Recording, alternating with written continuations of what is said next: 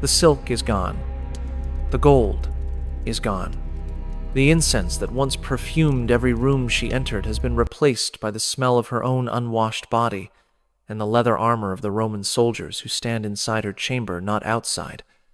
Inside, watching her every movement, every breath, every moment, she closes her eyes.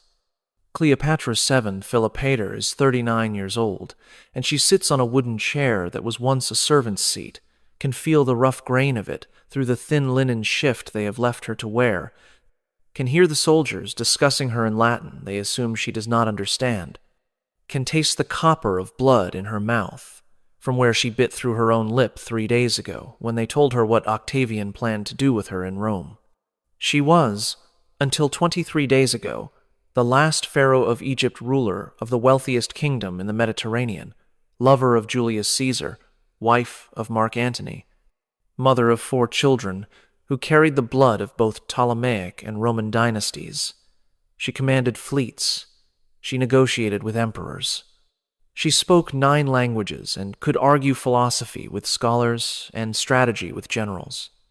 The Library of Alexandria existed because her ancestors built it. The lighthouse that guided ships to harbor bore her family's name. She was Isis incarnate, the living goddess, the queen of kings. Now she is a prisoner in her own palace, surrounded by men who have been given specific instructions about what they may do to keep her alive, and what they may do to her while keeping her alive. Wearing a garment so thin she might as well be naked, watching the door that no longer locks from the inside, counting the hours until Octavian decides he has extracted enough information and enough degradation and enough broken compliance to transport her to Rome for what comes next. She does not know yet that her son Caesarion, 17 years old, the child she made with Julius Caesar, the boy who should have inherited both Egypt and Rome, has already been captured trying to flee to India. She does not know that he is being brought back to Alexandria specifically so Octavian can decide whether to execute him in front of her or after she is gone. She does not know that her 3 younger children, the twins, Alexander Helios and Cleopatra Selene, age 10, and little Ptolemy Philadelphus, age 6, have already been designated as property of the Roman state, to be raised in Octavian's household as living trophies of his conquest. What she knows is that the guards changed shifts 2 hours ago. What she knows is that the night shift guards are different from the day shift guards. What she knows is that the night shift commander, a centurion named Gaius Cornelius Gallus, has made it very clear what he expects from her in exchange for small mercies like water and blankets and moments of privacy to relieve herself. Without an audience. What she knows is that her death is the only thing she still controls. And what she does not yet know, what tonight you will learn, is that what happened to her in those final 23 days was worse than the romantic myths ever revealed. That the snake was a mercy compared to what Octavian had planned. That the woman who chose her own death did so not from romantic despair, but from calculated understanding that the alternative was so horrific that oblivion was preferable. What you are about to learn has been deliberately buried for 2,000 years beneath romantic mythology that served Roman propaganda and Victorian fantasy. You know the story they taught you, the beautiful queen, the tragic love affair, the dramatic suicide with the asp at her breast. Hollywood has shown you Elizabeth Taylor draped in gold, speaking of love eternal, dying beautifully in silk sheets while sad music plays. This is not that story. Tonight you will learn what actually happened to Cleopatra after the Battle of Actium, the naval disaster that destroyed her fleet, bankrupted her kingdom, and left her trapped in Egypt that was already being carved up by Roman administrators before she had even formally surrendered. You will learn what Mark Antony's death actually looked like. Not the heroic Roman suicide of legend, but a botched, agonizing, hours-long process that Cleopatra was forced to witness while covered in his blood. You will learn what it meant to be Octavian's prisoner, what the Roman guards did during night shifts, what interrogation looked like when the interrogators knew you had hidden treasure somewhere and were willing to do whatever was necessary to find it, what it meant to be kept alive, not out of mercy, but because your living body had more propaganda value than your corpse. You will learn what Octavian planned to do with her in Rome, the chains, the public humiliation, the slow parade through jeering crowds, the display of a living goddess reduced to defeated property. You will understand why, when Cleopatra learned the details of this plan, she began actively seeking any means of death that her captors might have overlooked.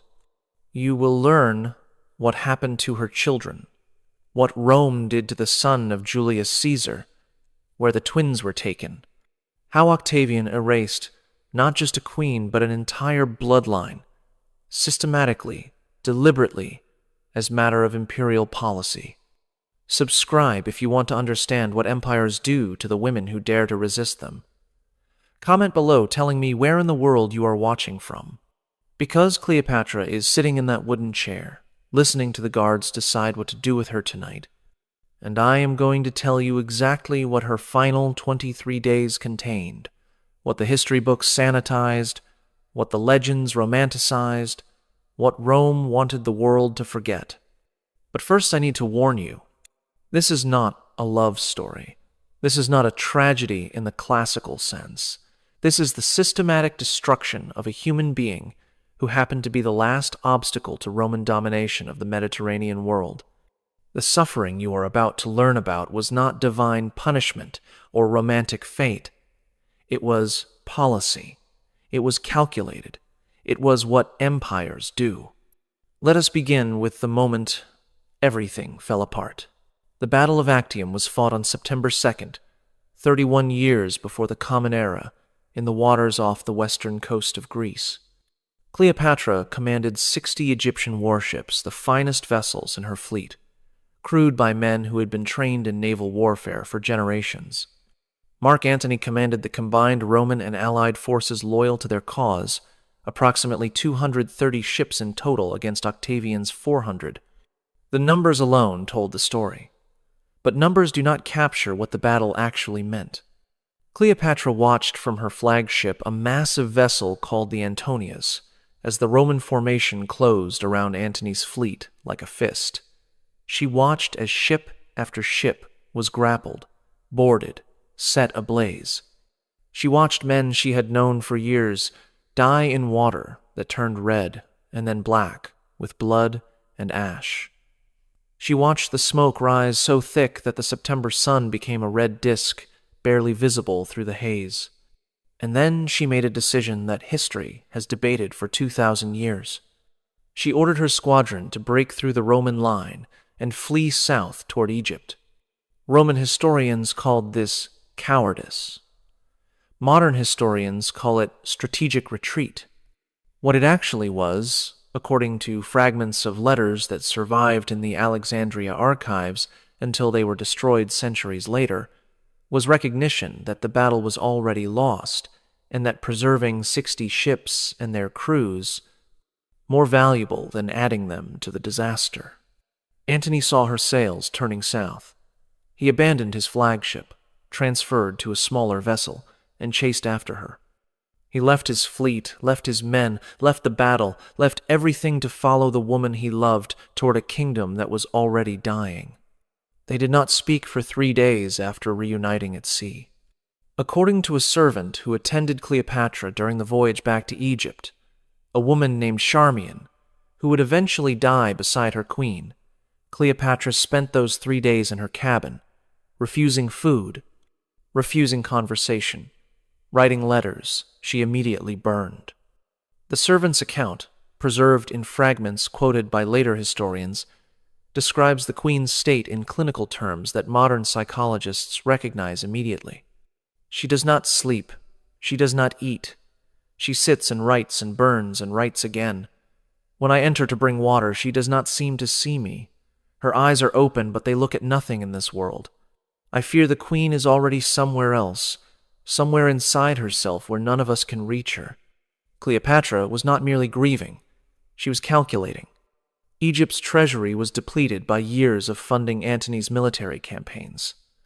The grain harvest had failed 2 years in succession, leaving the population hungry and restless. The Roman merchants who had once filled Alexandria's markets were gone, recalled to Italy on Octavian's orders. The allied kingdoms that had once sent tribute and trade goods had already begun negotiating with Rome for separate pieces. She had perhaps 12 months before Egypt's economy collapsed entirely. She had perhaps 6 months before the population grew desperate enough to riot. She had perhaps 3 months before Octavian's armies arrived at her borders demanding surrender. And she had a choice to make. She could offer Octavian whatever he wanted, in exchange for her children's safety and some fragment of autonomy. She could fight, fortify Alexandria, arm the population, force Rome into a siege that would cost them dearly even if they eventually won. Or she could flee, take her treasure, her children, her remaining ships, and try to establish a new kingdom somewhere beyond Rome's reach. She chose to try all three simultaneously. This was either brilliant or desperate. History has never quite decided which. The months between Actium and the final fall of Alexandria were not as romantic